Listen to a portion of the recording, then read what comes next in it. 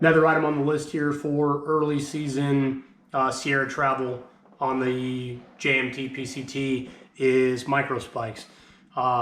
Big fan of microspikes. I think you can get a lot done in them, especially if you are relatively comfortable on steep snow. 17, carrying crampons, use them one time, use microspikes the entire time. I use these Catulas right here. These guys come in at 12 ounces.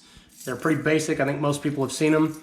They do not have huge teeth. They provide you extra traction. Something that a lot of folks don't realize about microspikes that I learned while doing a bunch of stuff in Alaska is that you can wear these all the time. You can wear them on dirt, you can wear them on mud, you can wear them crossing creeks. These are not just for snow and ice. So it's something that if you have them, you can put them on. They're going to give you more traction. They're going to make your life a little bit easier. So these Catulas come in at 12 ounces. They're pretty good. I used them in 17. It was late June into July. The snow was a little bit more consolidated, and there was more melt than you'll see if you're heading out right now. So when I was just out there in May right now for 6 days, from the 12th to the 17th, I used these Hill Sounds. So these are called the Hill Sound Trail Crampon. Sounds fancy, but these are just another variation of a microspike. They are just more aggressive. So these are 16 ounces. They come in at 1 pound, but you can see they're significantly more aggressive when you get into the length of the teeth, the way they articulate, and just the bulk and beefiness that you get from this microspike.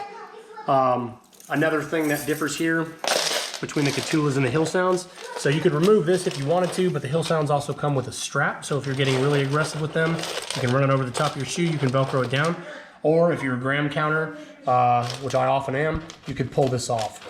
I tested these extensively in Alaska and then brought them out this year on this Sierra section of the PCT, and I was really happy with their performance both times.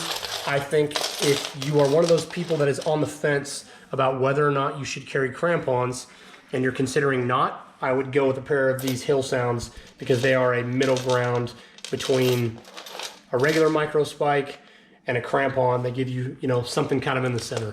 So if you look here, obviously you got your really aggressive teeth on your crampon, you've got your middle ground on your Hill Sounds, and then you've got real tiny spikes here on your standard microspike. I liked them a lot. I got a lot done with them. Did Glen Pass in these this year and a bunch of other stuff on and throughout the trail.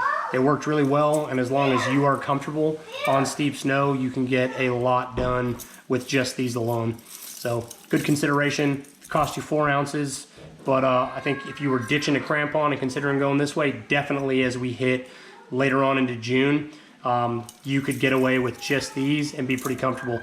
Also, these are steel, so you can beat them all, both the Catulas and these.